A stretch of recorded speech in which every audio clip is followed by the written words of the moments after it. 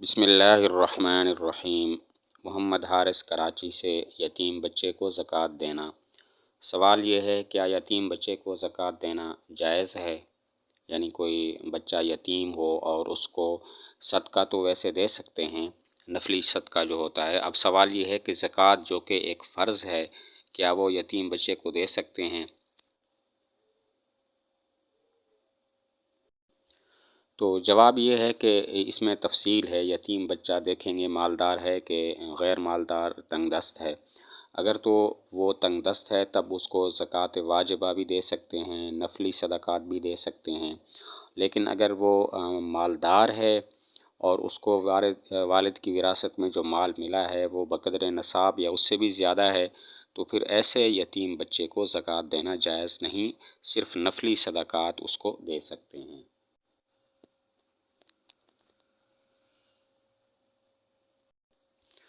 دوران حمل طلاق۔ سلمہ خاتون بحرین سے پوچھتی ہیں کہ دوران حمل یا ایام حیض کے دوران طلاق دی جائے تو کیا وہ طلاق واقع ہو جائے گی؟ عورت حاملہ ہے یا پھر اس کے ماہواری کے ایام شروع ہیں، تو ایسی حالت میں اگر اسے شوہر طلاق دے دیتا ہے تو کیا ایسی طلاق واقع ہو جاتی ہے یا نہیں؟ تو جواب یہ ہے کہ جی ہاں، طلاق واقع ہو جاتی ہے۔ طلاق کسی وقت کی پابند نہیں ہوتی، جس وقت بھی شوہر اس کو طلاق دے گا، خواہ وہ حمل کی حالت ہو یا غیر حمل کی حالت، ماہواری کے ایام ہوں یا پاکی کے ایام ہوں، بہرحال اس کو طلاق واقع ہو جاتی ہے۔ نماز میں وضو ساقط ہونے کا وسوسہ۔ محمد عاصم پشاور سے پوچھتے ہیں، دوران نماز وضو ٹوٹ جانے کا خیال آ جائے کہ شاید وضو ختم ہو گیا، تو ایسی صورت میں کیا کیا جائے؟ سوال کا مطلب یہ ہے کہ نماز پڑھ رہا ہے اور اس کو درمیان میں ایسے خیال آ گیا کہ میرا وضو ٹوٹ گیا ہے، تو کیا اس سے وضو اس کا ٹوٹ جائے گا یا نماز کو جاری رکھے؟ جواب یہ ہے کہ صرف شبہ اور خیال کے آ جانے سے وضو ساقط نہیں ہوتا، وہ اپنی نماز کو جاری رکھے۔ لیکن اگر یہ شبہ یقین میں تبدیل ہو جائے اور اس کو گویا یقین ہو جائے کہ میرا وضو ٹوٹ گیا ہے، تب اس کا وضو ساقط ہو جائے گا، وہ اب نیا وضو کرے اور دوبارہ سے نماز پڑھے۔ جواب کا حاصل یہ ہے کہ صرف خیال کے آنے سے وضو نہیں ٹوٹتا، اگر یہ خیال یقین میں تبدیل ہو جائے، یعنی اس کو یقین ہو جائے کہ میرا وضو ٹوٹ گیا، تب اس کا وضو ٹوٹ جائے گا، وہ دوبارہ وضو کرے اور دوبارہ نماز پڑھے۔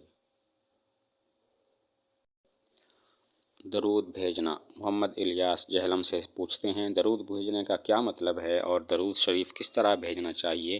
کیا یہ نیت کرنا بھی ضروری ہے کہ میں جناب رسول اللہ صلی اللہ علیہ وسلم پر درود بھیج رہا ہوں؟ مطلب یہ ہے کہ درود بھیجنے کا مطلب کیا ہے اور درود بھیجنے کا طریقہ کیا ہے، درود پڑھنے کا طریقہ کیا ہے، اور دوسرا یہ کہ درود پڑھتے وقت حضور صلی اللہ علیہ وسلم کی نیت کرنا کہ میں ان کی طرف بھیج رہا ہوں، کیا یہ نیت کرنا ضروری ہے یا نہیں ہے؟ جواب یہ ہے کہ درود شریف کے جو الفاظ قرآن و حدیث میں وارد ہوئے ہیں ان میں سے کسی کو بھی استعمال کیا جا سکتا ہے، البتہ جب اللہ تعالیٰ نے یہ حکم فرمایا کہ اللہ اور فرشتے بھی حضور صلی اللہ علیہ وسلم پر درود بھیجتے ہیں، تم بھی بھیجو، تو صحابہ کرام رضی اللہ تعالیٰ عنہم اجمعین نے سوال کیا کہ ہم کون سا درود بھیجیں؟ تو حضور صلی اللہ علیہ وسلم نے انہیں درود ابراہیمی کی تلقین کی، جو کہ نماز میں پڑھا جاتا ہے، اللہم صلی علی محمد وعلی آل محمد کما صلیت علی ابراہیم وعلی آل ابراہیم انک حمید مجید، اللہم بارک علی محمد وعلی آل محمد کما بارکت علی ابراہیم وعلی آل ابراہیم انک حمید مجید۔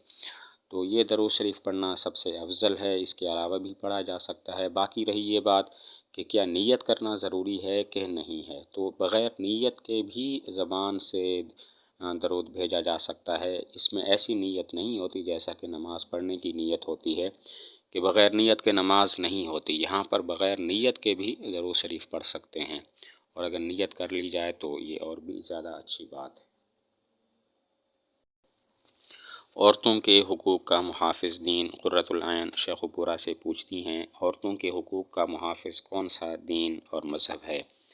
مطلب یہ ہے کہ مذاہب تو بہت سارے ہیں، عیسائیت ہے، یہودیت ہے، اسلام ہے، دیگر ہیں، لیکن ان میں عورتوں کے حقوق کا محافظ کون سا دین ہے؟ تو جواب یہ ہے کہ عورتوں کے محافظ عورتوں کے حقوق کا محافظ صرف دین اسلام ہے، باقی کسی مذہب میں بھی عورتوں کو وہ حقوق حاصل نہیں ہیں جو اسلام میں حاصل ہیں۔ مثلاً دیگر مذاہب میں عورت اپنا اکیلا نام نہیں رکھ سکتی جب تک کہ اپنے باپ یا اپنے شوہر کے نام کو ساتھ نہ ملائے، تو لیکن اسلام میں اس پابندی کی کوئی توجیہ نہیں ہے، اس پابندی کی کوئی جگہ نہیں ہے۔ عورت خود اپنا نام، اپنا علیحدہ نام، مفرد نام رکھ سکتی ہے، جیسے کہ سلمیٰ ہے۔ اب سلمیٰ نام رکھ سکتی ہے، سلمیٰ کے ساتھ کسی اور کا نام ملانا، شوہر یا باپ کا، مثلاً سلمیٰ زید یا سلمیٰ خالد، اس طرح کا ہونا ضروری نہیں ہے۔ اسی طرح باقی جو حقوق ہیں ان کا بھی اسلام اس کی حفاظت کرتا ہے، جبکہ دیگر مذاہب میں ایسے حقوق حاصل نہیں ہیں۔ عورت کی آنکھ اور ہاتھ پاؤں کا پردہ۔ زبیدہ مریم ملتان سے پوچھتی ہیں، عورت گھر سے باہر نکلے تو آنکھیں اور ہاتھ پاؤں چھپا کر نکلے یا ان اعضاء کو کھولنا جائز ہے؟ عورت جب باہر نکلتی ہے تو اس کے لیے کون سا پردہ ضروری ہے؟ کیا وہ آنکھیں اور ہاتھ پاؤں چھپا کر اس کو نکلنا چاہیے یا پھر ان اعضاء کو کھولنا بھی جائز ہے؟